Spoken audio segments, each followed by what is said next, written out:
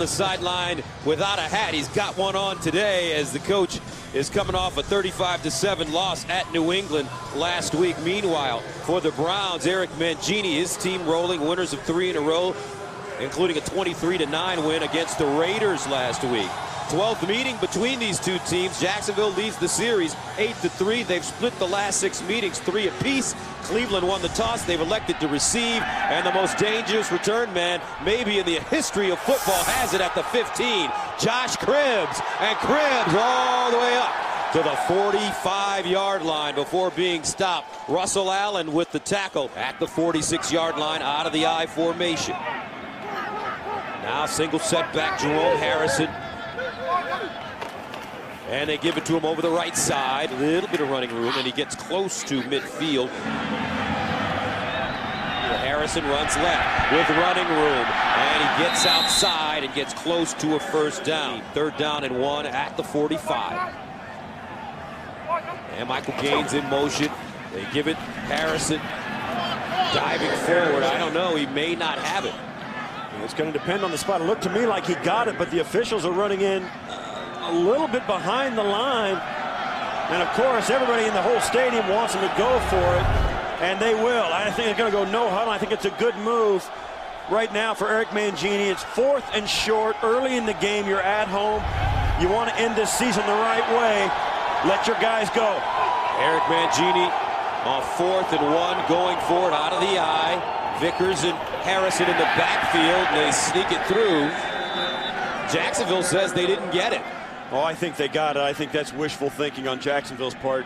Derek Anderson dove in, looked like he was across the line immediately. I like the call, and it seems easy, Gus, when it works.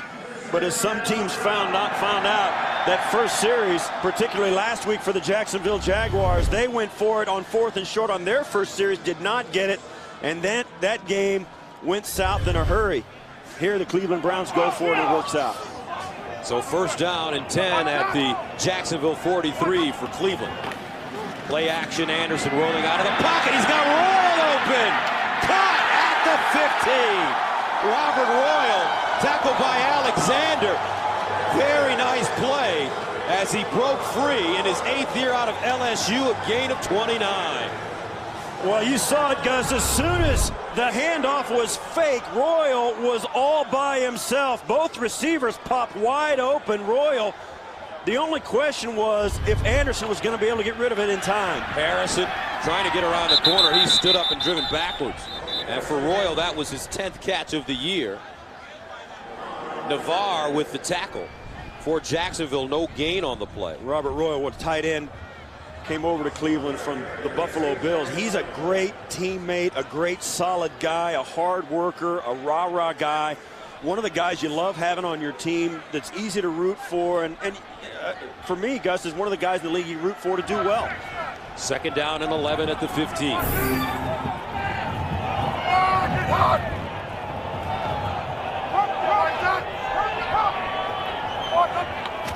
Anderson looks backside, fires in the end zone, incomplete. Mohamed Massaquoi, the intended receiver, and that brings up 3rd down and 11. Cleveland this year, 34 possessions in the red zone, 15 touchdowns, 14 field goals. That's a 44.1% touchdown percentage, 28th in the NFL. Yeah, and the thing to keep in mind here, Gus, they're sitting at about the 14-yard line. A field goal is by no stretch a gimme from here. It is nasty out, and both field goal kickers were struggling in pregame warmups. 3rd down and 11 at the 15. Vickers and Harrison in a tight eye.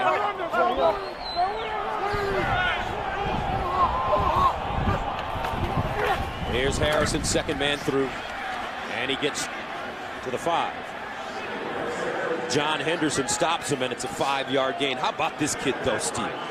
He comes in, replaces Jamal Lewis, and they have found a bright star in this young man. Absolutely. In fact, he's played so well, the coaching staff kind of took some heat for, like, where was this guy before? Why didn't he see more time before? But, you know, that's just one of those things. Yes, you never know how a guy's going to play until he gets his opportunity. Phil Dawson comes in. 8 of his last 9 field goal attempts he's made from 28 yards away. It's up and good. And welcome back. Cleveland scoring on their opening drive. 9 plays, 44 yards, held it for 4 minutes. As Robert Royal had the big 29-yard reception to help set up the officially 27-yard field goal by 34-year-old Phil Dawson in his 11th season. So now the Jaguars will get their first opportunity. Mike Thomas is back deep, ready to receive. Impressive rookie out of Arizona.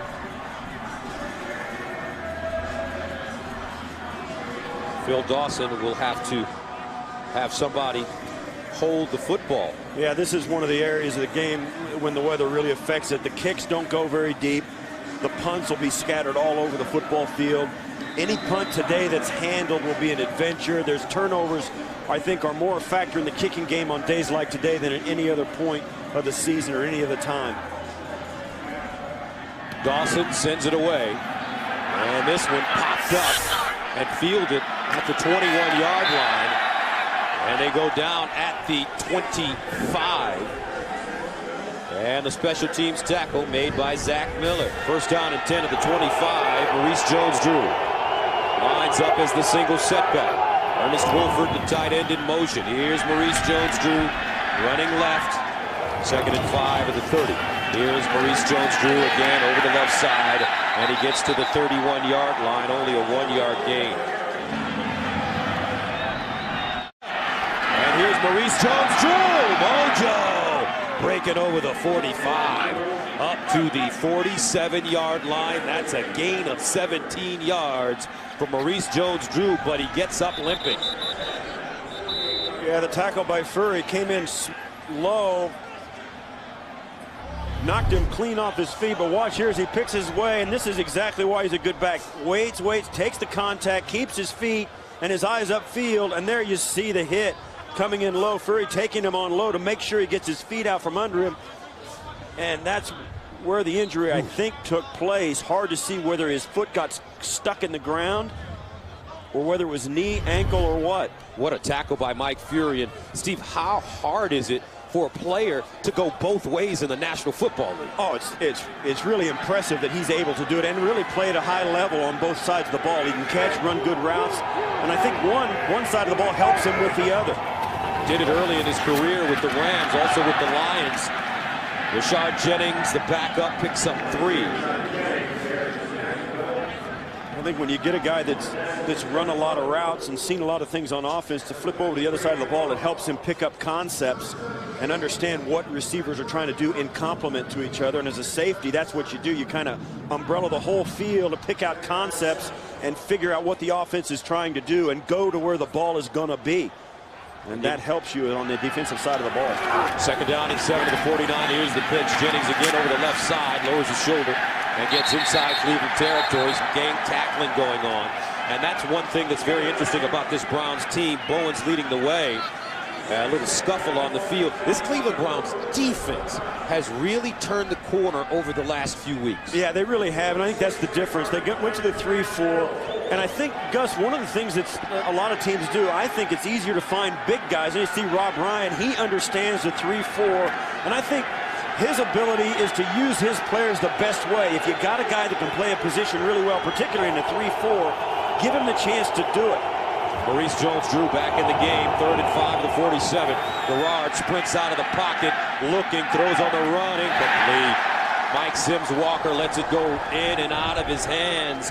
He's a Florida boy, played at Central Florida, so this weather may be a problem for him. And this is the story of the day. He goes in, he comes back out on the juke route, and that's got to be caught. And in a, you know, Gus, you said it, on a warm day in the sunshine, those are easy to catch. When it's cold and the ball's stinging a little bit, it's not so easy to put your hands out there. So that brings on Adam Podlish. He's punting from his own 41, and watch out, Josh Cribbs stands at the 9. End over end kick. Cribbs will field it on the run at the 10-yard line and go down. Cleveland with a 3-0 lead. Jacksonville, big day for the Jags. So Cleveland with the football now. 1st down and 10 at the 13-yard line. Browns scoring on their opening drive. Derek Anderson in at quarterback. Anderson on the season. He's thrown 3 touchdowns and 9 interceptions. First down. Jerome Harrison in the backfield. Harrison running right. And Harrison maybe 1.5 yards on the play. Navarre with the tackle, the rookie out of Maryland. Yeah, and this is the point of the second series of the game where the defense for Jacksonville can leave the field, go over, get a little warm, get their bearings, together, and come out and say, okay, I can make it through one series, come out and stay warm. So they're starting to feel a little bit more comfortable in the cold. Both teams will. Start, number 73, offense, 5-yard penalty still, second down. That's Joe Thomas, the left tackle, in his 3rd year out of Wisconsin. He's their best offensive lineman. How about these guys today, Steve? You played in Buffalo. No sleeves? Sleeveless. Offensive linemen can do that, I guess. Our guys in Buffalo used to come out for pregame warm-up sleeveless, and the other team would see it, so they'd come out after warm-up sleeveless, and our guys would put theirs on for the game. give them the pump fake. Jedi mind trick. Second down at 14 at the 9. Harrison straight ahead, and Harrison ambushed in the backfield. A 1-yard gain. Very nice tackle by Derek Harvey. Yeah, and this defensive line for Jacksonville, pretty good against the run, but they have not done well against the pass. In passing situations, they just cannot get to the quarterback. And I think that's been one of the Achilles heels of this defense. It really has made the back end, the linebackers, everybody has really looked not as good as they should because of the fact the team can't rush the passer. Makes it 3rd down and 12 at the 11. They need to go to the 23 for first down. Anderson out of the gun, draw play, Harrison. And Harrison chopped down on the play, nicely done. And that is Pot Roast Knighton coming up with the tackle. We had a chance to talk to him yesterday. What an engaging young man, really positive. Big fella too. I understand why they call him Pot Roast, because when he sits down, he is a big target. He got the nickname Pot Roast once he got here to the NFL on one of the team flights home, but he is a very intelligent, smart, articulate young guy. He's got a long career ahead of him. Browns punting, line drive by Hodges. Mike Thomas back deep in that one. And welcome back to the tundra. That is the field here in Cleveland. First down and 10 at the 41-yard line. Maurice Jones-Drew in the backfield. He runs straight ahead and gets inside the 40. A flag on the play. Yeah, I think there was early movement for Jacksonville.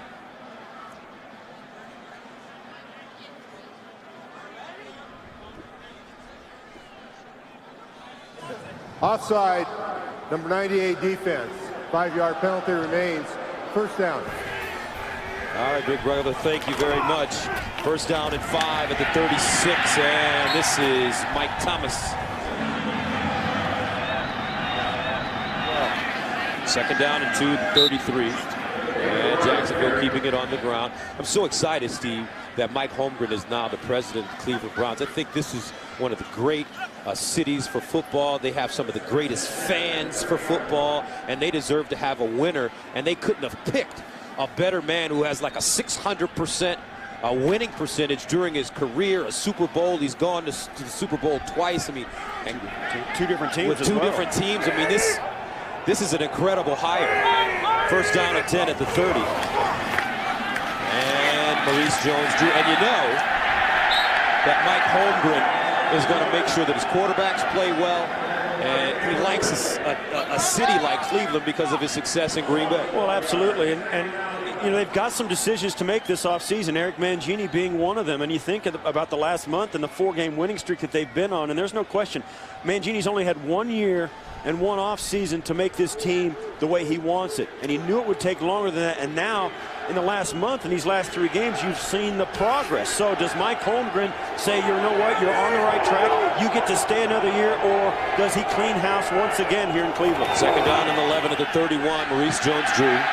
And he gets to the 28-yard line, and it's about a 2.5, 3-yard pickup. So these two teams in opposite directions over the last 3 games. And you look at this, Gus, this team that has gone downhill is the one with the chance to get in the playoffs. You know, those games in September and October really mean a lot in December and January.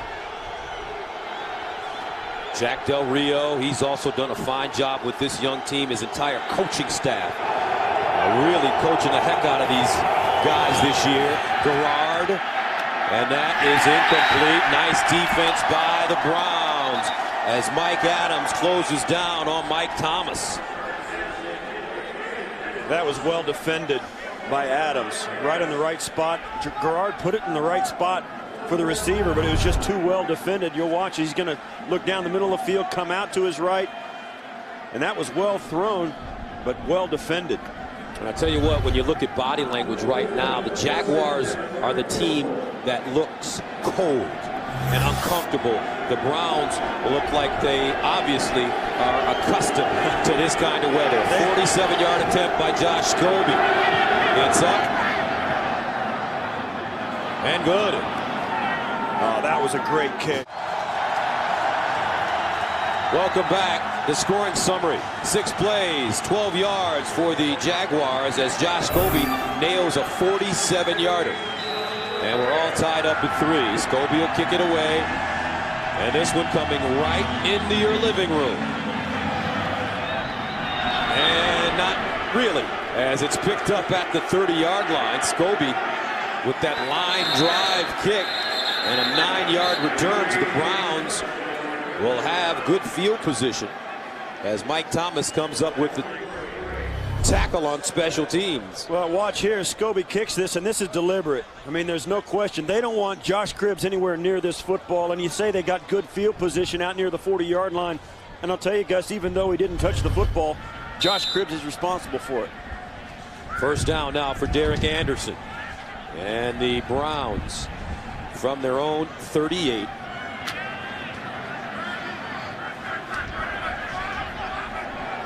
Anderson has completed 50% of his passes in only 2 of 7 games this season.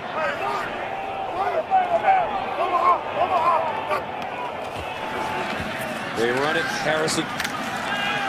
And Harrison gets to the 40. It's a gain of 2.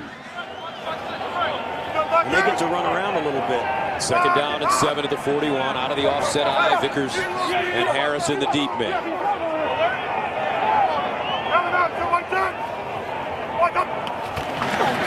Anderson hands it off to Harrison. And Harrison leans forward. That great lean. Gets to the 45, tripped up by Darryl Smith. But when you look at a guy like Jerome Harrison, he's 5'9", 205 pounds. He reminds you of Maurice Jones-Drew. He reminds you of Ray Rice, D'Angelo Williams. There are a number of running backs that fit this mold in the NFL. Darren Sproles, there's a bunch of them, and it's really a trend in the NFL.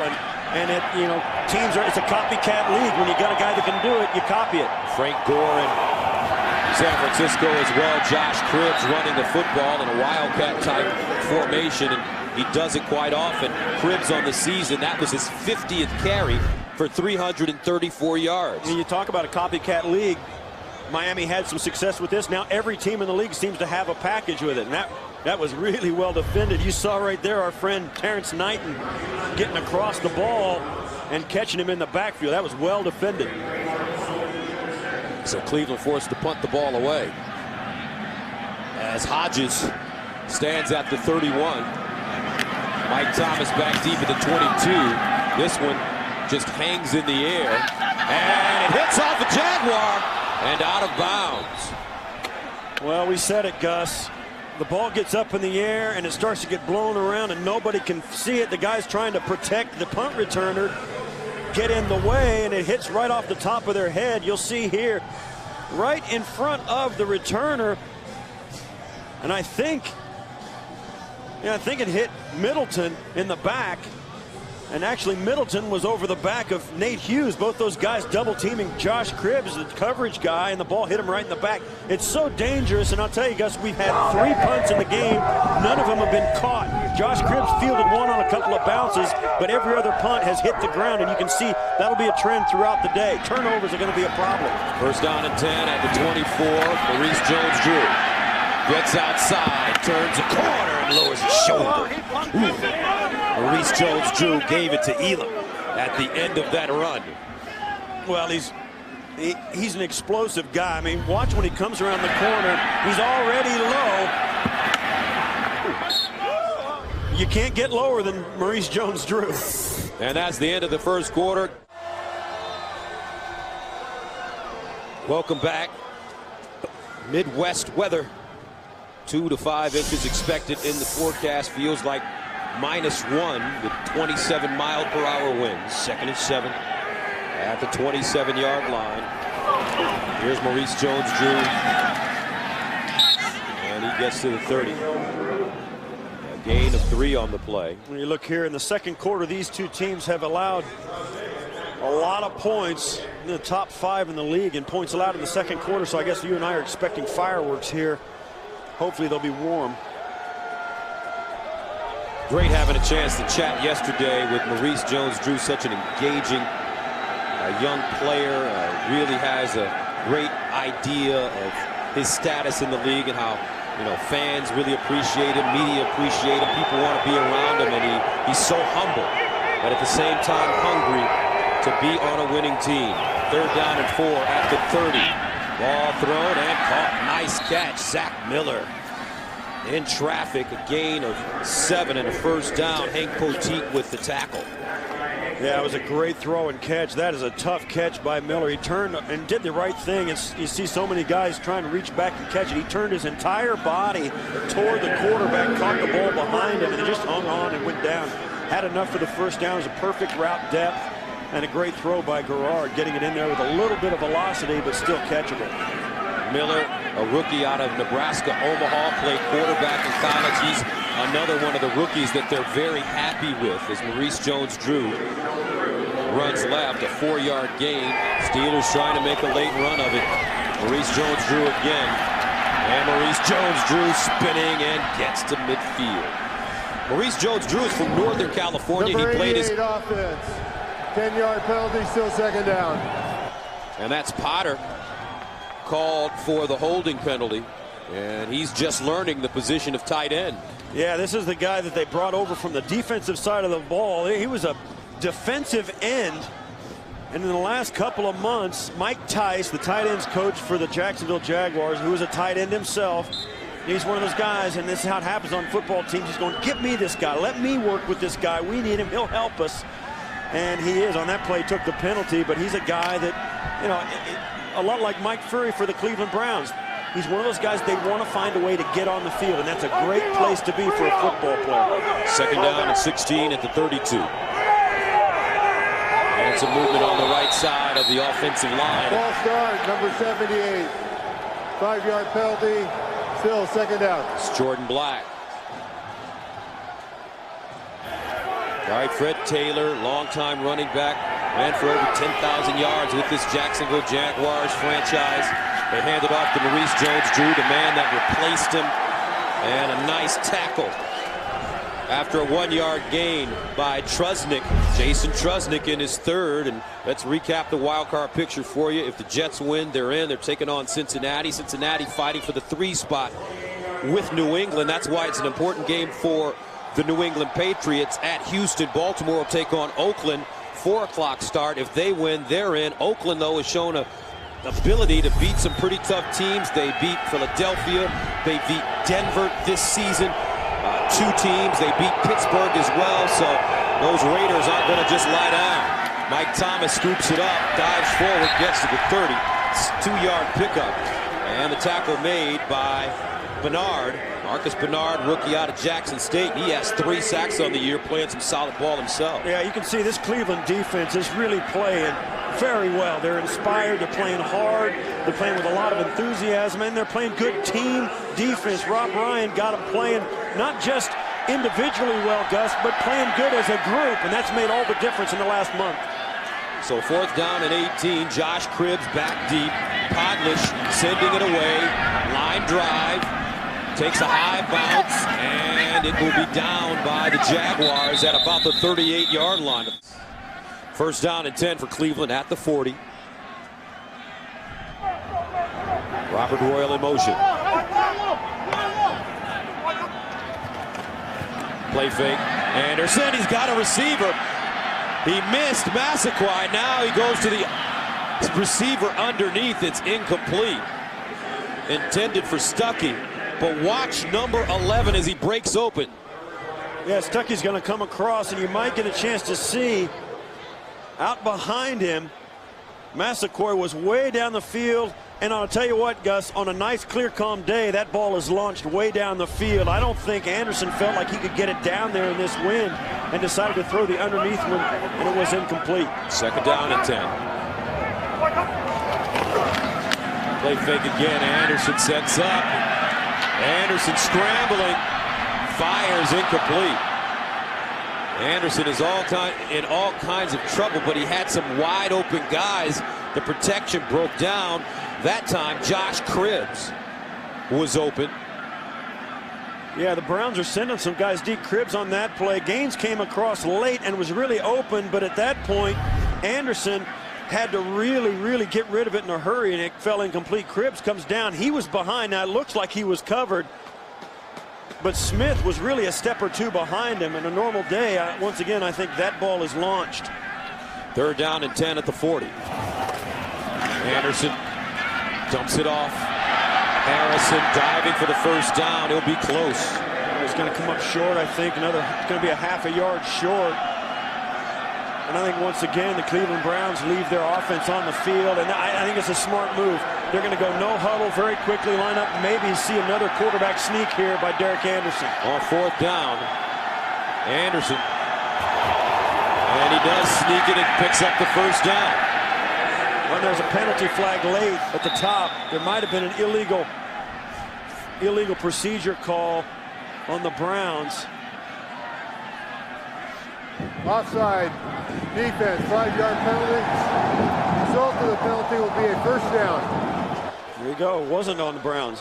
And I like that. If you get a third and short or a fourth and very short and it's going to be close, don't ask for a measurement. Don't draw it out.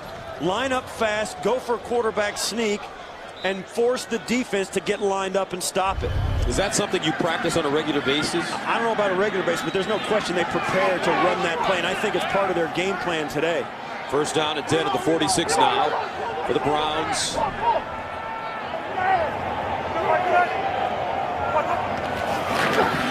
Anderson rolling, fires. Harrison out of the backfield with the catch, and he picks up another first. Harrison coming into this game as he is ushered out of bounds by Darrell Smith after the 10-yard pickup. 32 receptions coming into this game. Yeah, Harrison had 10 carries in the first quarter, so you know he's going to be a huge part of the offense. And I think this is the thing that makes him a little bit different than Jamal Lewis. He's a very good pass receiver, catches the ball really well coming out of the backfield, and it gives their offense more versatility, not having to substitute guys in and out for a pass and a run. First down and 10 at the 35. Stuckey in motion. Play action. Anderson fires, picked off. He underthrew it, and Cox scoops it up, and we have our first turnover of the game. Welcome back as Anderson takes a look at some of the pictures from the sideline throwing this interception. This is one of the reasons why the Browns started out 1-11 on this season. This ball is completely underthrown. It's a bad throw by the quarterback. If you can't get consistent play by the guy that's taking snaps, you're not going to win games. And Brady Quinn was in. He didn't play well enough consistently to get this team on track. Now Derek Anderson comes in, and just when the Browns look to be driving and making a little something positive happen for their team, he makes a bad decision, and on top of the bad decision, a bad throw. 10 interceptions on the season for Derek Anderson. First down and 10 at the 17. Garrard to Thomas, and Thomas takes a ride. Nice looking tackle by Eric Wright in his third season out of UNLV. Well, David Garrard told us Mike Thomas is a guy, he's not a big receiver, but he's very good after the catch. You see there, when you're not big, Gus, you get lifted up and tossed back. You get thrown back if you're not big enough. If Mike Thomas was a fish, he's looking to get caught tomorrow, too, because they threw him back. Second down and 6 at the 21. And Maurice Jones-Drew. It's a gain of 2. We saw Fred Taylor as he stopped by Ruben. We saw Fred Taylor playing for New England, and Jack Del Rio telling us yesterday that Maurice is one of the leaders on this team, and he would never have been able to emerge if Fred would have stayed, because Maurice, because of his respect for Fred, would have always deferred to the veteran. Yeah, and I think Maurice Jones-Drew mentioned something about that game last week. He noticed that the New England Patriots have a chemistry that the Jacksonville Jaguars are still working to find. 3rd down and 4 at the 23. Jones-Drew again. And Maurice Jones-Drew gets to the 25. A gain of 3, and look at what Mojo has done this season. Yeah, the last 5 games have been tough for the entire team. And this is a guy that, you know, he had 2 runs of over 50 yards for a touchdown against Tennessee early in the year. He's carried this offense on his back. He's in the top 5 or top 6 in the league in rush yardage. I mean, he's a franchise back, but he needs some help. There's no question. They need more weapons. Josh Cribbs back deep. Podlish punting from the 13. Line drive. Cribbs lost it, and he jumps back on it. 1st down and 10 at the 43-yard line now for the Browns. So many interesting things will take place for this organization, including the fate of this man, Eric Mangini, successful with the Jets, inherited a franchise that had not been able to live up to expectations. Running the football, Harrison trying to get outside, and does, down the sideline and out of bounds. They found a couple of nice pieces, this young man in particular. Harrison, the defense has been playing better. Gain of 10 on that play. It's going to be interesting because Mike Holmgren has not tipped his hand about what he's thinking about the future for Eric Mangini. And being a coach himself, Mike Holmgren knows it's really kind of not fair to give a guy 1 year and then toss him to the curb, particularly a guy who is in position now to finish the season with a 4-game winning streak. So a lot of things left up in the air right now. 1st down and 10 at the 46. Hand it off to Harrison. Harrison breaking it outside, turns the corner, and another 1st down. He's doing a fine job. Gained 13 yards. Alexander pushes him out of bounds, but Harrison running effectively here in the 1st half. Well, he's listed, Gus, as the shortest guy on the Browns roster. But I'll tell you, he's played enormous in the last couple of weeks. He's been a huge asset to them, and I think people around Cleveland can't wait to see him come in as a starter next year and carry this franchise's offense on his back. 12 carries, 48 yards already in the 1st half. 1st down. Jennings is checked in. He goes left, running downhill, and Jennings to the 25. Anthony Smith with the tackle. That's a 9-yard gain. All right, they ran left for 12 yards, right for 13 yards. They ran left again with the backup running back for 9 more yards. You know, they haven't run inside the tackles on this drive. They see something at the edge that's allowing them to get there, and they're exploiting it. Something's got to change for Jacksonville. They've got to get contained on the outside. 2nd down and 1 at the 24. Once again, it's Jennings. Breaks it back, and he gets to the 20. 4-yard pickup. Yeah, and even that, Gus. Alexander, Brackenridge combining on the tackle. Even that's a 4-yard gain up between the tackles on that one. We saw 3 sweeps, gain all that yardage, and then they took it up between the tackles. This is a great running attack right now for the Browns, and I'll tell you what, after Derek Anderson made that bad throw last time, I wouldn't do anything except hand it off to somebody in the Browns backfield. Cleveland with 62 rushing yards so far. 1st down. Jennings, and once again he finds room, gets inside the 15, gains 6. John Henderson with the tackle. And when we talked to Jack Del Rio yesterday, the thing that he knows that this team needs is to improve its defense. Yeah, and they need improvement in all 3 areas: the defensive backfield, the linebacking core, and also the defensive line. They also need somebody. They need a bell cow, for lack of a better term. They need a guy that every other set of eyes in that huddle looks at and wants to know what's going on. They need a leader. A Sean Dawkins type that went from Philadelphia.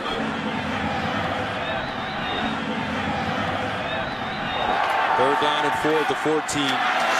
Josh Cribbs! Cribbs, touchdown!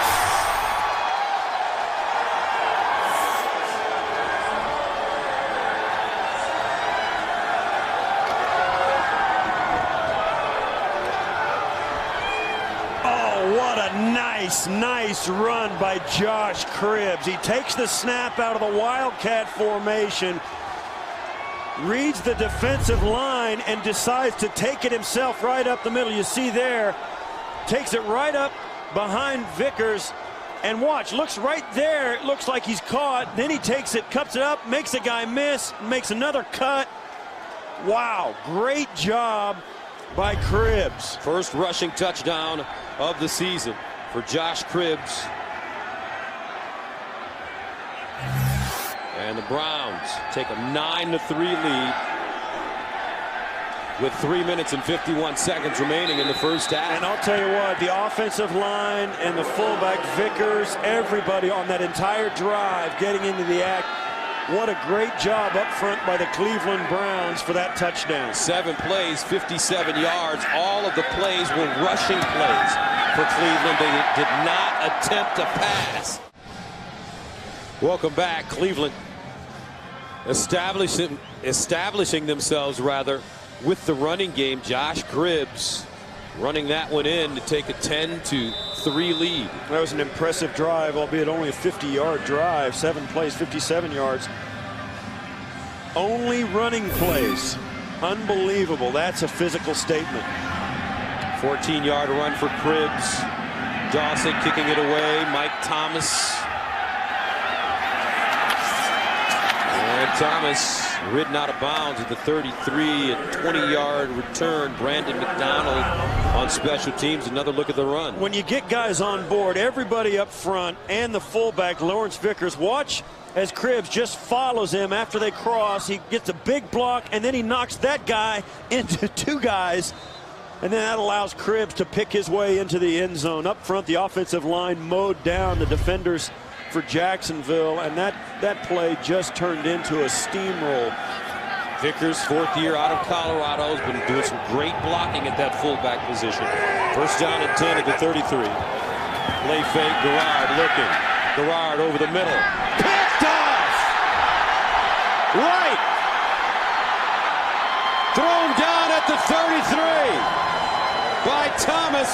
20-yard return. Eric Wright with his 4th interception of the season, and the Browns are back in business. Well, this ball gets away from Garrard as it comes out. He's trying to fit the ball in, and it just gets high and outside. Their defenders, I mean, they were going to make the tackle on the reception, and Sims Walker had no chance to catch that at all. I think that ball got away from Garrard, and the wind caught it. And of course, it ended up in the hands of the defensive back. Eric Wright will keep that ball. 4 interceptions this year. He's also tackled well, 60 tackles. And the Browns with the football at the Jacksonville 34. Jack Del Rio told us that with this kind of weather, he's going to see who really wants to play football on his team. As Harrison runs it, gets to the 30. Eric Mangini, his team at the 31. They reverse it. Cribbs with the blocker. Cribbs with the seam. Cribbs down at the 5. Durant with the tackle, but it's a gain of 25. Well, right now, Gus, the Jacksonville defense looks like their feet are frozen. They can't run. They're not changing directions. It looks like they can't turn their heads to see what's going on. They're absolutely reacting so slowly to these misdirection plays. They can't get out in front, and the defenders, or the blockers out in front of Cribbs, are getting all kinds of great angles, both in the offensive line interior and also at the edges. First down and goal at the 6. Cribbs heading into the Pro Bowl. 3 carries, 38 yards. Vickers and Harrison. Oh, he's dumped. Darryl Smith. Second down and goal at the 5-yard line. For the Browns, Derek Anderson under center. Cribbs in motion. They fake it to him. Anderson throws. And it's caught at the goal line. No, did they wave it off? I think they waved it off. Evan Moore, the intended receiver. No, they spotted him short of the goal line, just inside the one. Moore got out there. It's a great job and a pretty good throw by Anderson. And he just couldn't extend the football to the line. Looked like he might have gotten in at the corner at the pylon, but just short. So that brings up 3rd down and goal. And once again, Gus, Jacksonville was just really slow to get their foot in the ground and get after the ball when they finally realized which direction it was going. Empty backfield for Anderson, and they forget the snap count. Oh, Anderson did that. He tried to change the play, and he got to the point. Did they lose the football? Jacksonville says they have it. See, watch Anderson. He tries to change the play. Offense, 5-yard penalty, still 3rd down. Yeah, it was a penalty before the ball was snapped, so there's no play. And that was on Derek Anderson. He got under the football, didn't like the front, tried to change the play. And on that, you almost have to have a call you use because the offensive linemen are so wired in there. They're so tense. They're expecting the ball snap. You got to have a soft call to get him to say, hey, wait a minute, guys, wait a minute, we're going to change the play. And that time, Anderson stood up and screamed, and they thought it was the snap count. 3rd down and goal at the 6. Cribbs in the backfield, hovering. They try to throw it to him. Drop play. And Harrison does not fool anybody as Darryl Smith comes up with the tackle.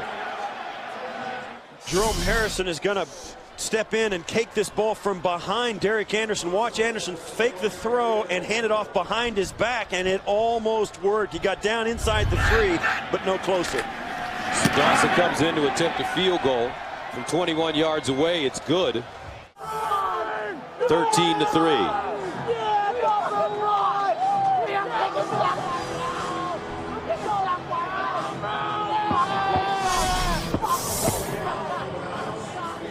Wow.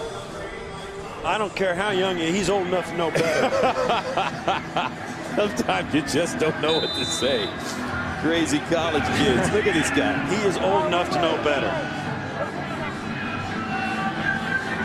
13-3, Browns. Line drive. Mike Thomas will have to pick it up. No, he lets it go into the end zone and takes a knee. Smart move. So, Steve, a look at the playoff picture. Well, there you have it. The Jets and Baltimore, if those two teams win, don't worry about anything else, folks. They're in. But all these other teams, all 5 of these other teams have a shot. If the Jets lose or Baltimore loses, one of those other teams could slip into the 5 and 6 spot where the Jets and Baltimore are. And if 4 of those 5 teams lose and Jacksonville manages to come back and win this game, they're in. But that's what has to happen, and don't think it never does, because there have been years in the National Football League where teams go into the final week of the season like Jacksonville with they need 5 different things to happen, and they do. So we have to wait till the day's over to find out. 1st down and 10 at the 20. Garrard with time to throw. Garrard underneath, and the ball is caught by Zach Miller again. Zach Miller picks up 9 yards, makes the 2nd catch of the game. And that was a great job by the offensive line of Jacksonville. Garrard had all kinds of time to throw that. There was even a blitz off the slot receiver, and it was picked up as well. Great job up front by Jacksonville. Fury with the tackle. Garrard again. This time he finds Miller, and Miller chopped down again by Fury. A 5-yard gain. Hurry up offense by the Jags. 1st down and 10 at their own 33. Under a minute to play in the 1st half. David Garrard looking, and he throws it to Thomas. Thomas with the catch. Mike Adams with the tackle. A 4-yard gain. 2nd down and 6 at the 37. Zach Miller, the motion man. David Garrard out of the gun. Garrard under pressure, dumps it off. Nice catch. Jennings breaks it back and gets inside Cleveland territory. It's a 14-yard gain on the play as Marcus Bernard makes the stop for Cleveland. Jaguars with 1 timeout remaining. Browns with all 3 of theirs. Garrard again. And it's broken up at the last minute. Nice job by Hank Poteet, the former Steeler, 8th year out of Pittsburgh. Yeah, Garrard's going to take a nice shot in the pocket, but he gets this ball off, and there's no question who his favorite receiver today is. Zach Miller with another shot at him. Bang, that's a nice hit up inside. 2nd down and 10 to the 49. But I think they've got to get another 10 or 15 yards, at least, really 15 to 20 yards to get a field goal attempt. It's really going to be difficult going that into the field. Jennings in the backfield with Garrard. David Garrard in trouble. David Garrard goes down. And this should be a sack, first one of the day.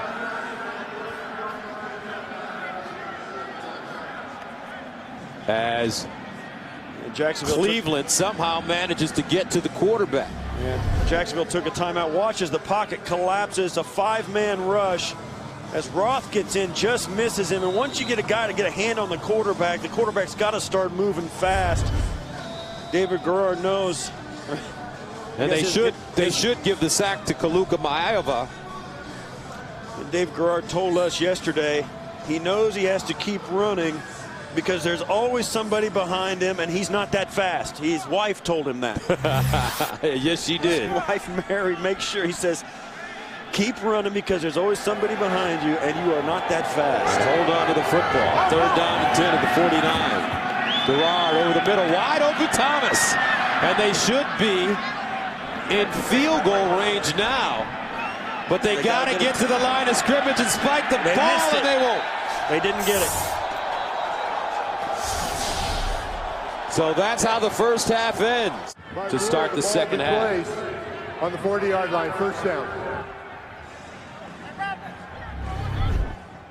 You'll see here it bounces out of bounds, then back in bounds inside the pylon, and that was a good call by the official. Not exactly the plan that the Browns wanted to come out with. That was a pretty good kick if he would have kicked it 6 inches a little bit further to his right.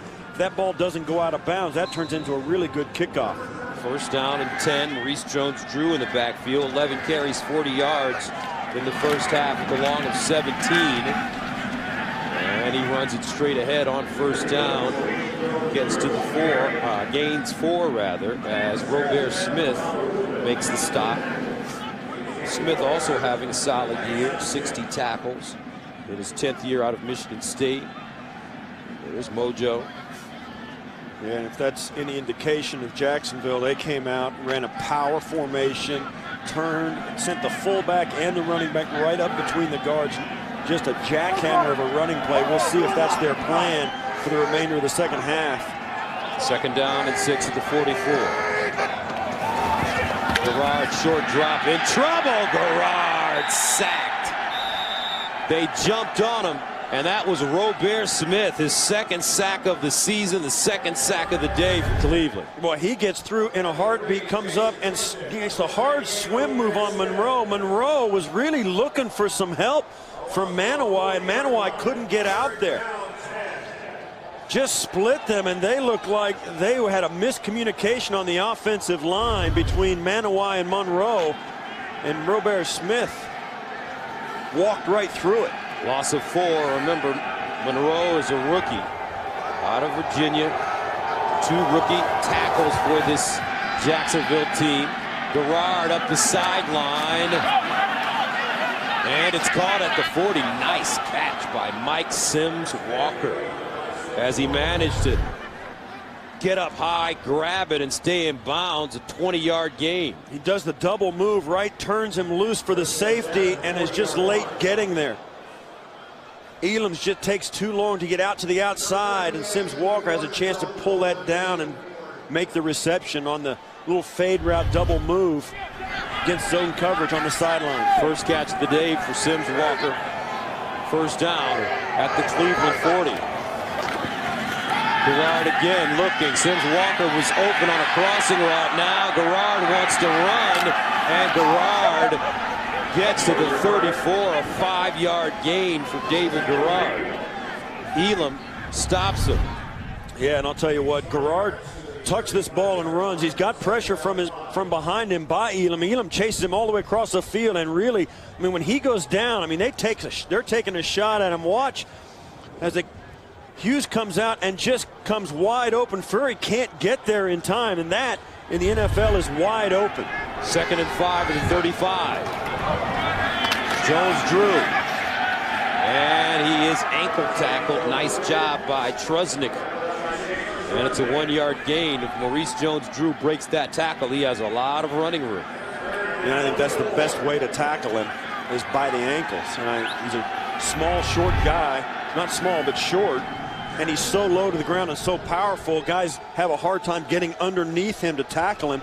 They have their best success when they go in low and take his feet out so he can't run. 3rd down and 4 at the 34. They need to go to the 30 for a first down. Garrard hands it to Jones-Drew. And Maurice Jones-Drew trying to push the pile forward. He's close. It'll depend on the spot. Yeah, you know, for me, Gus, this is 4-down territory all day. And I think the Jaguars are going to stick with that. They're going to try and get it as they send on another offensive personnel package, and David Garrard stays on the field. And I agree with this. I think it's 4-down territory all afternoon for Jack Del Rio. 10 of 19 on 4th down conversions. Ernest Wolford checks in the game. Quarterback sneak. First down. Jags. Well, it's the 3rd time today when one of these teams has gone for it on 4th down. 2 by the Browns, once now by the Jaguars. All 3 attempts were quarterback sneaks, and all 3 attempts were successful. Wind starting to whip up now, and the snow falling once again here in Cleveland. First down, opening drive of the 2nd half for the Jaguars. Now at the Cleveland 29. Garrard. Underneath, incomplete. Wow. He had an open receiver. It was Zach Miller. And Miller this time just unable to hang on to the football. And Zach Miller, who was so reliable in the first half, comes off the line of scrimmage, gets an outside release, gets beat up at the line a little bit, and right there he expects the ball. It's right there, and it just gets away from him. That's a catch that should have been made. And a good throw by Garrard, and that's the kind of play that has to be made here in the 2nd half if Jacksonville's going to get back into this game. 2nd down and 10.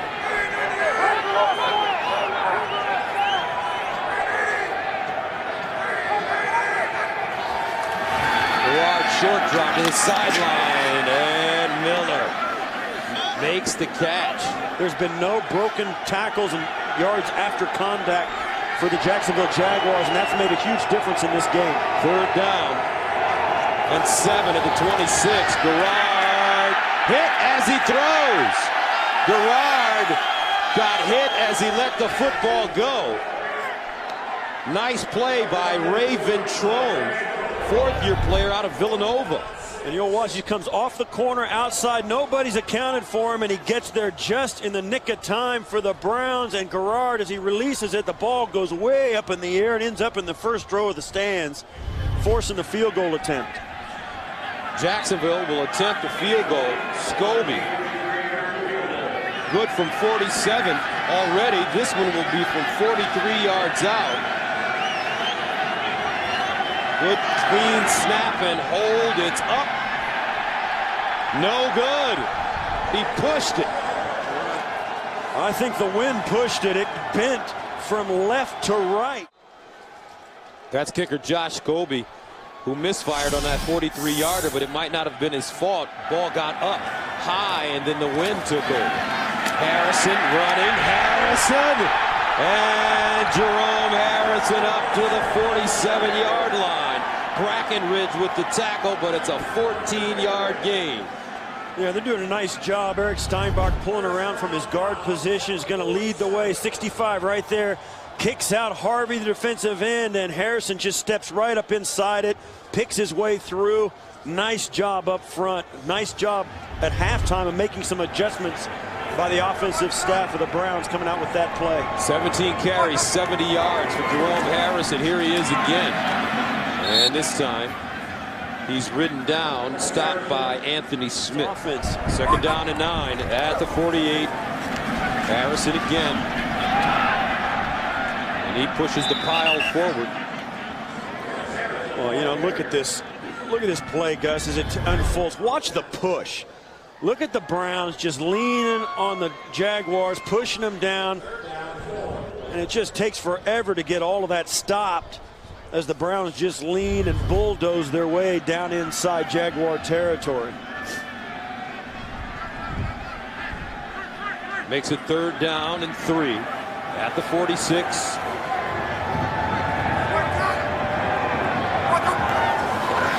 Harrison running left, looking for the 1st down, and has it. Turns the corner and gets out of bounds inside the 30. Anthony Smith pushes him out of bounds, but he gains 16 more. Harrison really piling up the yardage now. 20 carries, 93 yards. Watch as everybody's going to come out in front of Harrison as he gets out to the edge. Student body left as they get to the corner and just outnumber the Jaguars. And once again, the Browns doing an outstanding job. And this time, it's Jennings. And Chris Jennings. You start to ask yourself, Picks up 2. you start to ask yourself, Gus, as Jennings makes that play, and you look at Jerome Harrison, how long is Jerome Harrison going to be a surprise to people? You know, how many games? And now we have to sit for 9 months and wait till we get a chance to see Jerome Harrison play again in the National Football League, and you wonder how good he's going to be next year and what this Browns roster and coaching staff is going to look like when that season starts. 2nd down and 7 to the 26. Jennings. And this time the Jaguars get to him. He reverses his field. Wait a minute. Can he get a block? Jennings down the sideline still. Oh!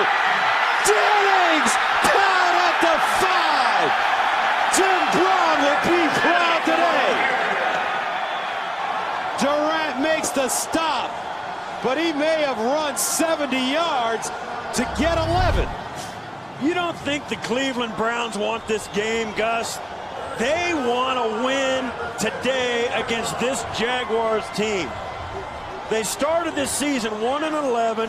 They're looking for somebody to give them a spark. As you see there, Jennings stepped out of bounds, but not after getting the 1st down. This is just a play, Gus, where the Browns wanted it worse than the Jaguars wanted it. Harrison back in, and Harrison plowing down to the 9 as Darrell Smith drops it. A 5-yard gain. Smash mouth football. And, you know, you look at this Browns offense and the way their defense is playing, the roster, and even Eric Mangini told us, he said, this is a team that's really coming together. They've continued to work hard. The locker room likes each other. It's a good group of guys. And right now they're wishing it was week 2 instead of week 17. 2nd down and 5 to 10. Harrison, 21 carries, 99 yards.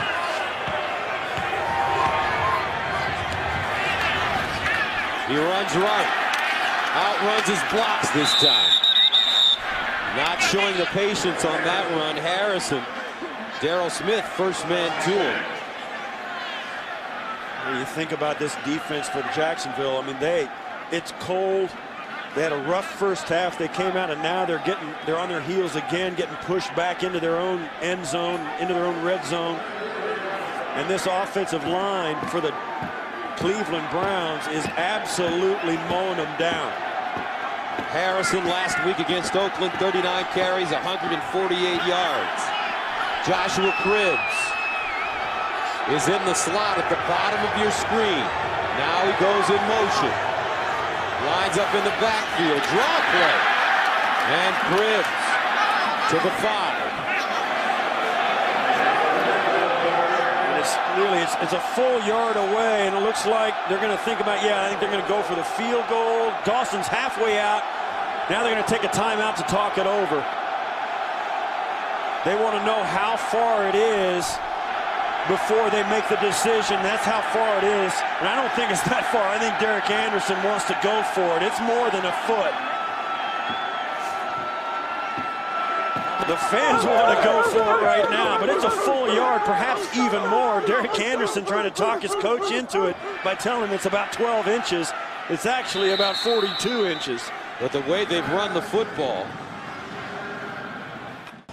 Eric Mangini electing to go for it on 4th down once again. Second time they've done this in this game. Phil Dawson, his kicker, staying ready. Right now, Mangini throwing caution to the wind. Well, I think the downside is that they don't get it, and they got Jacksonville backed up in their own end anyway. So I think it's an okay move with a 10-point lead at home on a day like today. With the way they're running the football, I like the call. Cribbs lines up as a receiver at the top of your screen. Vickers in motion. Here's Harrison. Touchdown!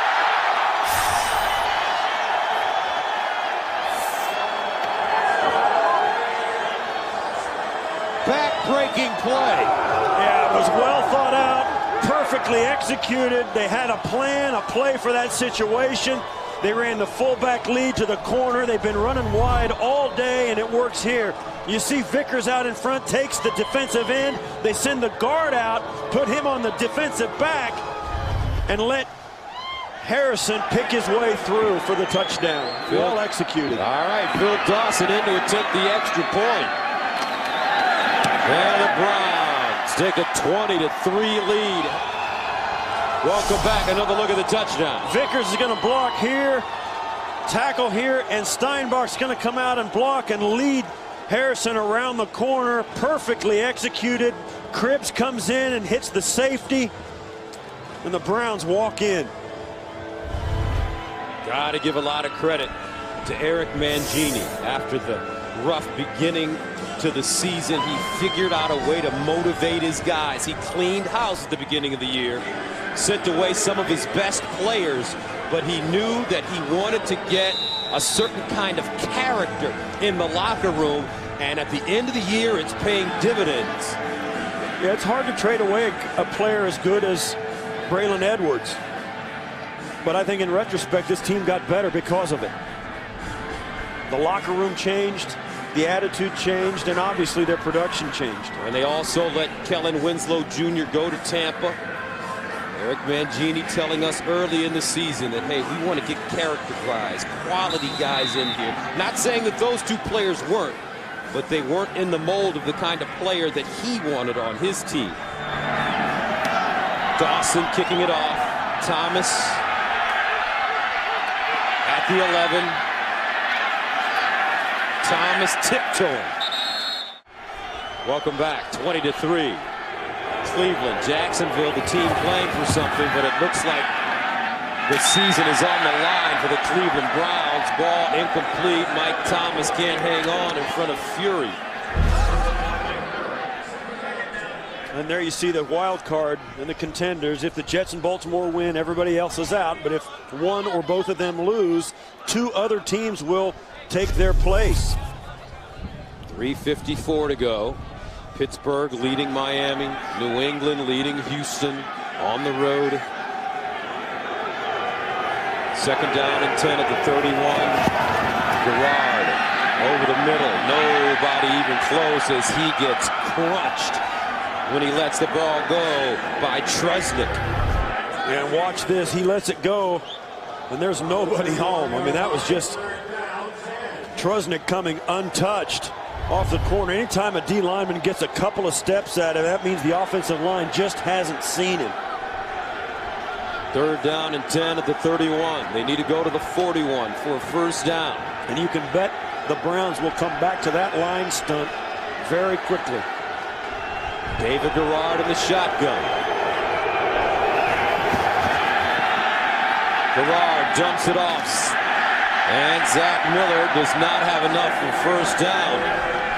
Hank Poteet hauls him down, a 4-yard gain. And they do the same thing. This is Wembley coming from the outside. They run that same stunt up inside and get another free run at Garrard. Jacksonville's going to have to sit down and talk about that on the sidelines before they come back out on offense again, because right now they've got some protection problems. So Josh Cribbs is at the 25. punts from the 23.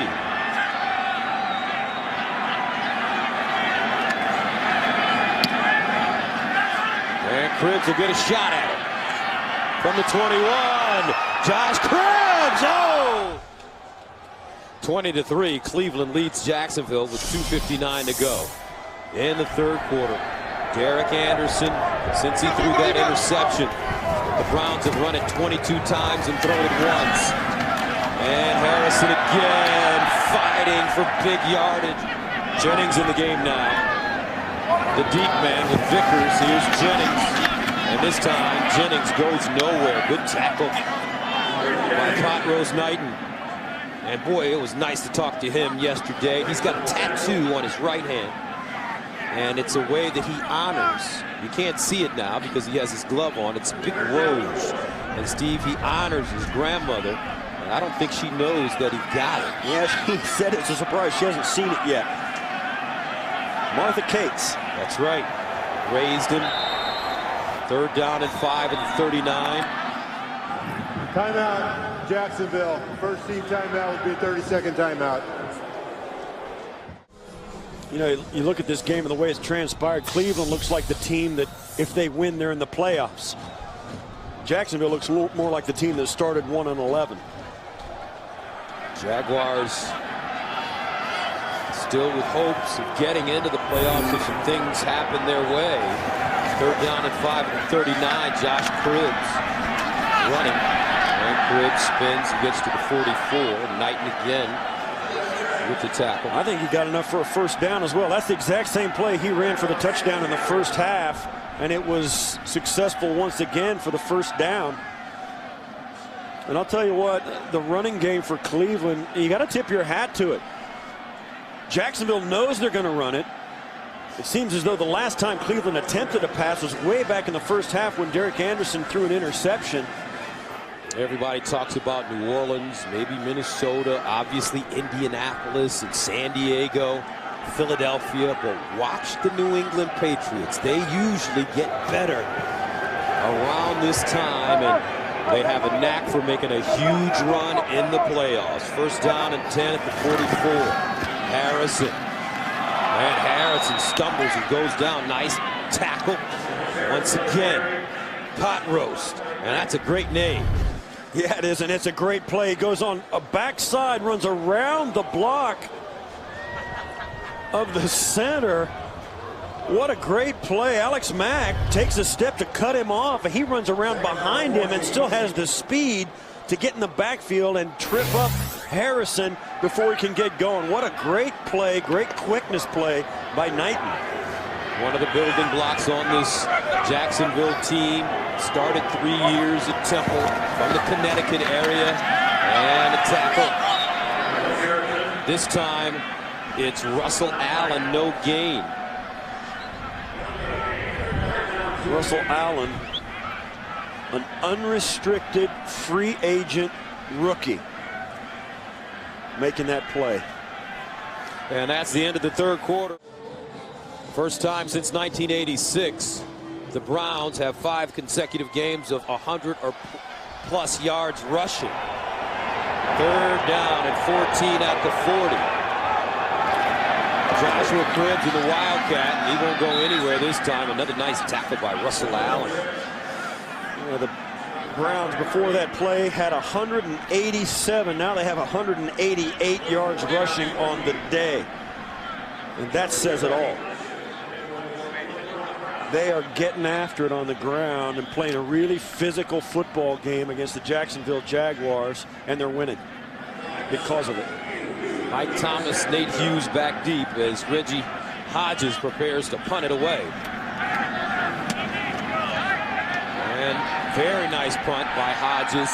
Hughes from the 15-yard line, and he gets up to the 20. Jacksonville, well, they have never come back from a 17-point deficit entering the 4th quarter. And now they start the 4th quarter trailing at 20-3 with the football.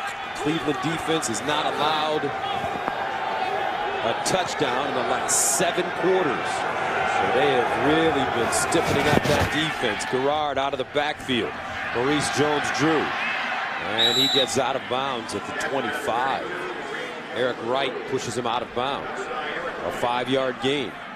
At this point of the game, that Jacksonville's got to figure out a way how to move the football. They have 53 yards rushing on the day, only 96 passing yards, and they just haven't been able to get anything going. David Garrard, when he's had time, hasn't been able to deliver the football. Haven't had that many drops. They just can't find guys running open in the secondary. Bolden and Jones-Drew in the eye. Play fake. Garrard throws it up. Almost picked off again by Eric Wright. Garrard under intense pressure in the backfield. Well, we told you in the last series, Jacksonville was having some protection problems. They try the play action, and it just doesn't work. You see there, boom, he takes a big shot. And even if the first guy wouldn't have got him, the second guy was right there. I mean, he's standing there by himself with Browns raining down on him in the pocket. Been knocked down 8 times, hurried 4 times, sacked twice. 3rd down and 4. Here's Garrard again to the sideline. Nice throw and catch. As Mike Sims-Walker picks up the 1st down in front of Eric Wright, he gains 7. Yeah, the Browns right now are sending pressure after Garrard. They're leaving Eric Wright by himself. No safety over the top. You see, that's why he turns his hips and maybe starts to run down deep. Mike Sims-Walker threatens the deep ball, and Eric Wright knows he has no help behind him, so he has to honor it. Mike Sims-Walker breaks the route off, and it's open. 1st down. Jones-Drew breaks through. And Maurice Jones-Drew high-stepping. Maurice Jones-Drew fumble. Picked up, though. Jacksonville, right place at the right time at the 35-yard line. Elam strips it. But it was recovered by a Jaguar, Mike Thomas. Yeah, and you're right, you call it, guys. This is a great job. Elam hammers it down, perfectly done. And Mike Thomas is just right there. It's a big play for Jacksonville that almost went away, but they salvage it. A 30-yard gain. Jones-Drew again. And he finds another crease and gets to the 30-yard line, picks up 4 on the play. Maeva with the tackle. When you look there, that's a long time. Maurice Jones-Drew is a guy that can hit the home run. That's his first 20-yard gain in the last 160 carries. That's a long time to go without having a nice big long run. 2nd down and 6 at the 31. Garrard all day to throw. In the flats, Thomas breaks the tackle. Thomas cuts it and goes down at the 8. Great run after the catch by Mike Thomas, who is known for becoming a running back after he grabs it, right with the tackle. And that's one of the things David Garrard likes about him. He knows where he's going to be, has great body language. Garrard can tell when he wants the ball and how he wants it. And then after he catches it, he has great vision and ability to find the open area and run after the catch. 1st down and goal to the 9-yard line for the Jaguars. Best drive of the day. Garrard flushed out of the pocket, and he runs it himself and goes out of bounds at the line of scrimmage. And this is one of the things we spoke to Maurice Jones-Drew, and we talked about how the chemistry he looked at with the New England Patriots last week.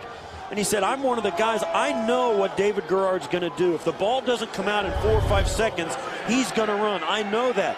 But not enough Jaguars do know that. And a lot of guys aren't watching David Garrard. They don't know when he's in trouble. They can't feel it.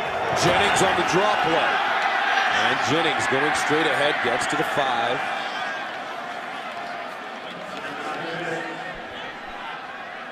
Maurice Jones-Drew on the sideline, maybe a little shaken up. Went out early. Looks like he looked as if he had hurt his leg. But hopefully he will be back into the game. 82 yards rushing on 16 carries. 3rd down and goal at the 6. Yeah, they need Maurice Jones-Drew in this game.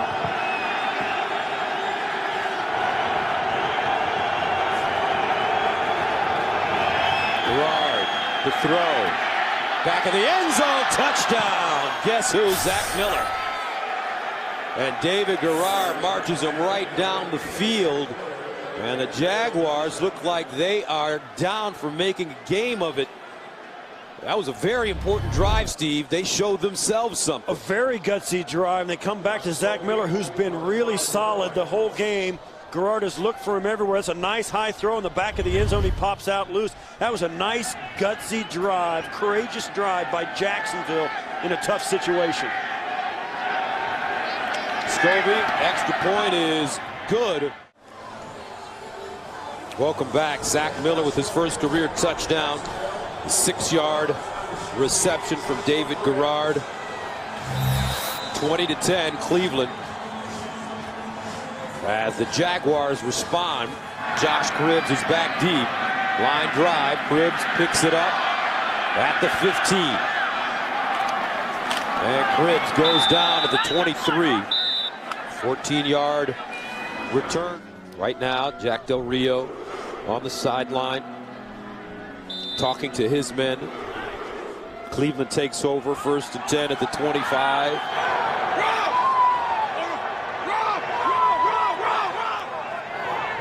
Vickers and Harrison in the backfield.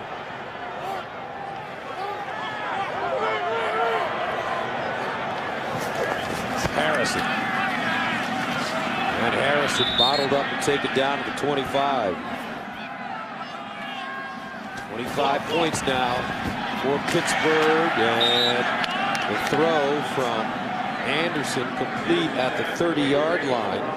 Robert Royal with the grab as Ewood and Anthony Smith combined on the tackle for a 5-yard gain. You see the graphic in the 4th quarter. This is not the strong suit of Derek Anderson. A 2.1 rating in the 4th quarter. They've got to step up and be able to throw the football a little bit in the 4th quarter to keep Jacksonville from stacking it in against the run. 3rd down and 4 at the 31.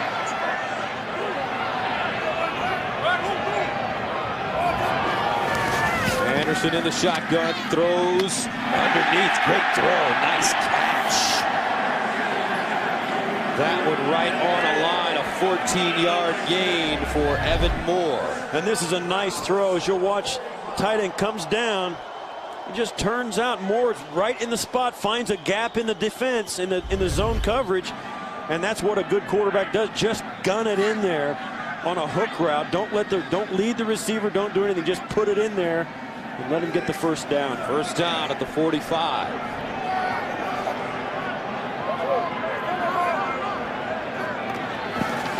Harrison gets to the 45 of Jacksonville. A 9-yard gain. Right now, this Cleveland Browns team moving the football again. 2nd down and 1 at the 46, 20-10. Our score. Cleveland looking for their 4th straight win. Jacksonville has dropped 3 in a row. And it's Harrison. Slides down on 2nd and 1. Picks up the 1st down. Keeps moving the chains. 7:30 and counting. Derek Harvey stopping it. And this is the kind of drive that Cleveland and good football teams put together. You got a 10-point lead at home in the 4th quarter, and you just grind out 1st downs. A 9-yard run on 1st down, a 3-yard run on 2nd down. Get up, take your time, call the next play, line up in a power run formation again, and dare them to stop you. 1st down. 6th play of the drive that started at the Cleveland 25-yard line. 10 men in the box for Jacksonville. And they still run it. Jennings gets to the 40. Tyron Brackenridge with the ankle tackle. 2-yard pickup. And you'll look at all these guys. There's another right to the outside there. And then there's a cornerback to the wide side as well. I mean, there's just it's all the guys they've got on the field packed in around the football. They know Cleveland wants to run the ball right now. They're single covering one outside receiver, and everybody else is assigned to the run game. Browns working the clock. Derek Anderson will call a timeout. 2nd down and 8 at the 41-yard line. Browns putting together a nice drive here, and they've chewed up a lot of clock.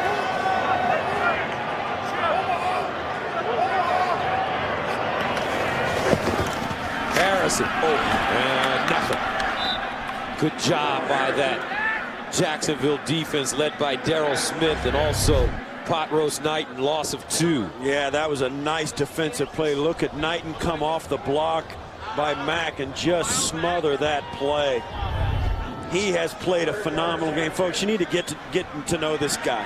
He is going to be a good player in the National Football League for a long, long time. So a big play for Cleveland and Jacksonville. 3rd down, 11 to the 44. Jags need it back. Browns want to keep the drive alive. Anderson underneath, caught at 1st down. He threw a rocket. Massaquoi with the catch. A gain of 14 on 3rd and 11. Alexander brings him down. Playing off coverage, Massaquoi knows it's going to be a tough catch, makes it, gets hit twice, hangs onto the football, and that's the biggest play in my opinion, Gus. That's a big play, the biggest play of the second half for the Browns. Just when they needed it most, it gets them inside field goal range with a chance to put this game away. But more importantly, they're now inside 5 minutes. 1st down and 10. And the run. Harrison stays in bounds, gets to the 23, picks up 7 more. And what a day for Jerome Harrison. 31 carries, 125 yards, and a touchdown. Well, the Browns have been so good in the run game, particularly on 1st down in the second half here. Coming around to the outside, they've really worked on the edges of this Jacksonville defense, and on 1st down, they've really been successful, knocking off 4 yards, 8 yards, 9 yards on 1st down. It has really set the table for them to be successful. 2nd down and 3 at the 23. 9-play drive, 52 yards. They've eaten close to 6 minutes. Harrison right this time. Stumbles forward, stays in bounds, and picks up the 1st down. A gain of 5. Derek Cox with the tackle. And Steve, yesterday when we were in the meeting, Pot Rose told us that the Browns have made it simple. What do they call it, a 22-something? Well, Jacksonville defense identifies it as 22 personnel. 2 tight ends, 2 running backs, and 1 wide receiver. That's 22.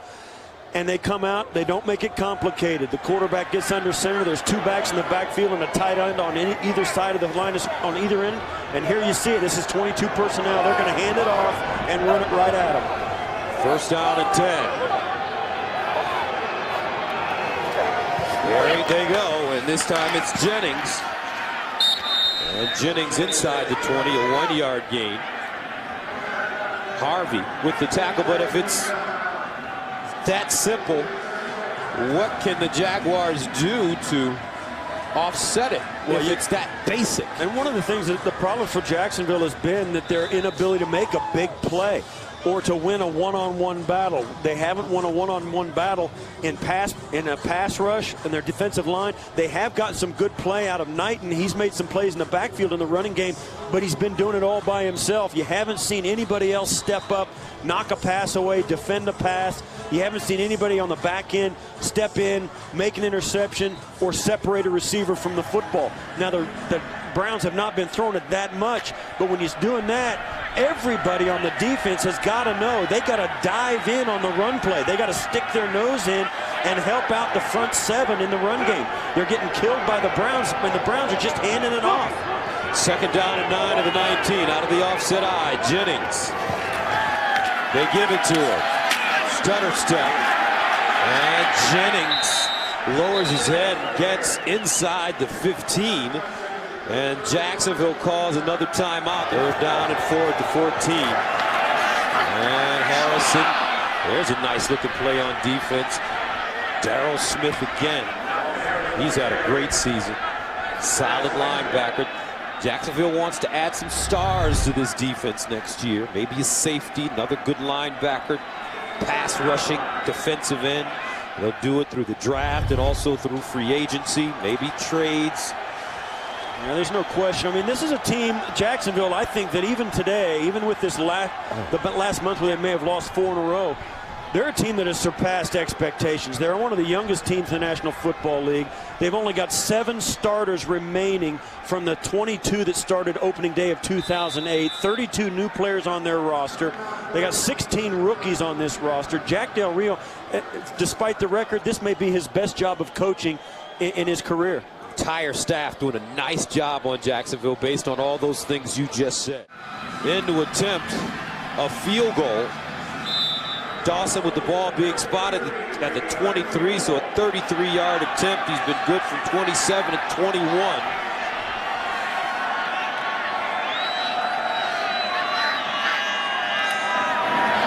It's up and good.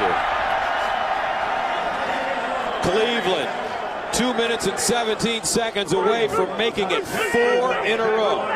You know, it's funny to say this or think about it, but it's, you know, you got to say it. Cleveland may be finishing the season stronger than any team in the National Football League. I mean, they're going to finish with a 4-game winning streak, making a dominant drive in the run game to go down and put another team, finish another team's playoff hopes. And you look at some of the other powerful teams in the league. Some of the other teams in the league, the great teams, the New Orleans Saints getting beat again today. Indianapolis dropping one in Buffalo. And for Eric Mangini, who's still a young coach, defensive-minded coach who is from the Bill Belichick camp, to have an opportunity to maybe coach with a man like Mike Holmgren or be mentored by a guy like Mike Holmgren, who is an offensive genius, so to speak. That could really help in his overall philosophy, bringing the defense and offense together as Jacksonville runs into a little bit of trouble running the football, and that's Montel Owens, and he's stopped by Mike Adams, a 4-yard return. But getting back to that point, how Eric Mangini has a great foundation on the defensive side. Ball deflected, incomplete. But Mike Holmgren obviously is a young man himself. He's with the way head coaches are these days. Mike Holmgren could decide as president that he wants to be a head coach again and coach these Cleveland Browns. He has said he will not do that this coming year in 2010.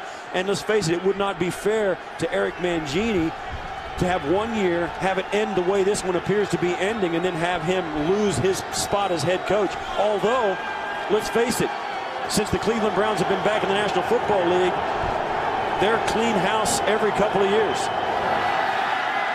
David Garrard throwing, incomplete. So Garrard now faced with a 3rd down and 10 at his own 5-yard line.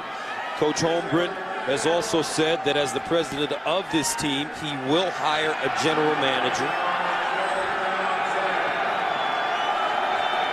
Eric Mangini making his case, whether he is here or somewhere else next year. The last 4 games have been truly games that has made this entire organization and city feel a whole lot better. 3rd down and 10. Garrard underneath. Zach Miller, 1st down, and even more. Zach Miller gets to the 25. They're excited here in Cleveland. Last time they ended the season with 4 consecutive wins, 1986. 1st down and 10 at the 25. David Garrard to the sideline, and it's caught. Jennings gets out of bounds. Picks up 6 on the play. Ventrone there. I think at this point, Jacksonville's got to be really disappointed with the way they played today. They had a hard time offensively moving the football. Their defense could not stop the Cleveland Browns running game. The Browns offense ranked 32nd in the league coming into today, and they just wanted it more. Garrard to throw. Looking to the sideline, trip, stays on his feet, keeps running, trying to get out of bounds, and he will not. A 15-yard gain as he gets to the 45, but they're going to eat up some valuable time. Eric Wright with the tackle. as the Jags try to quickly get to the line of scrimmage to snap the football and run a play. You know, they used all their timeouts up on the Browns' last offensive series trying to get the football back and couldn't do it. Garrard dumps it off over the middle. And the tackle made by Nick Sorensen gains 12, but Jacksonville gets to the line of scrimmage, and they'll snap this ball with either a minute or under a minute to go. They down it actually at 101. No timeouts for the Jags. Don't forget, coming up next, Baltimore is at Oakland. If the Ravens win the game, they're in, but the Raiders have shown an ability to beat some elite teams. Philadelphia, Denver, Pittsburgh. Yeah, the Raiders always have great athletes to bring to bear on their opponents, and if they can get up on you, they're tough to come back on because they're physically superior to a lot of teams. Charlie Fry, who played for Mike Holmgren in Seattle, is their quarterback. He went from the number 3 quarterback to the starter. Now it's Garrard to the sideline. And Zach Miller, does he get out of bounds? Yes, he did. Yes, he did. After a 3-yard gain. Zach Miller playing extremely well today. David Garrard really depending on him a lot in the passing game, and he's been available. I mean, he's sure-handed, caught the touchdown in the back of the end zone, has been the go-to guy on a day when the conditions were less than perfect. As a lot of times happens, the interior receivers become more of a factor, and Zach Miller today was that guy. 3rd down. Here's Garrard underneath, caught at the 30-yard line by Thomas, but it's going to still eat up a lot of clock. Jags still trailing 23-10. They spike it.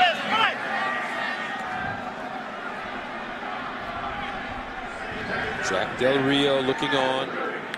His team will get to work. They'll take about a week off and then get right back to work looking at film. Yeah, it was interesting. You asked a question about player evaluation. What they do is they get so wrapped up during the season of looking at X's and O's, who's where, how, what play do we run against this defense. Then after the season, they'll go back and watch the same game, and they'll watch individual players and how they played within the schemes they were asked to play, and they'll evaluate each individual player's talent and level of production. Garrard scrambling, dumps it incomplete as he tried to shovel it to Jennings out of the backfield. When you look at the Cleveland Browns and Eric Mangini, I think there's no question a team that had the season they did have some holes in their roster. I think one of them is they're going to be looking for a quarterback. I mean, Brady Quinn was the guy that got his chance to start. The team struggled both under Quinn and under Anderson. I think both guys know that there's no reason to feel secure in their spot on this roster. Maybe on the roster, but certainly not as a starter for the Browns. 3rd down and 10. Garrard pulls it down, pivots. Garrard running and slides down inside the 15. A 15-yard gain, 19 seconds and counting. We'll spike it again. With 12 seconds to go in the game. Now this is a reflection, Gus. This drive is a reflection of David Garrard and his leadership. Taking this team down, not giving up. They're down by 2 scores, 2 possessions. There's less than 15 seconds left, 12 seconds left, and they continue to fight. That's what it means to be a pro quarterback and a leader on an NFL team. You have to get your team to perform in hopeless situations sometimes. 2nd and 10. Garrard in the end zone. Incomplete with 8 seconds to go.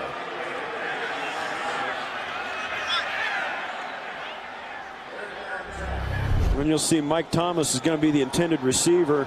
Garrard lets it go, and Thomas just didn't get his head around in time. Looked like he bent the route in, and Garrard expected him to go up the field, straight up the field, instead of bending in towards the hash mark. Jaguars approaching the line of scrimmage.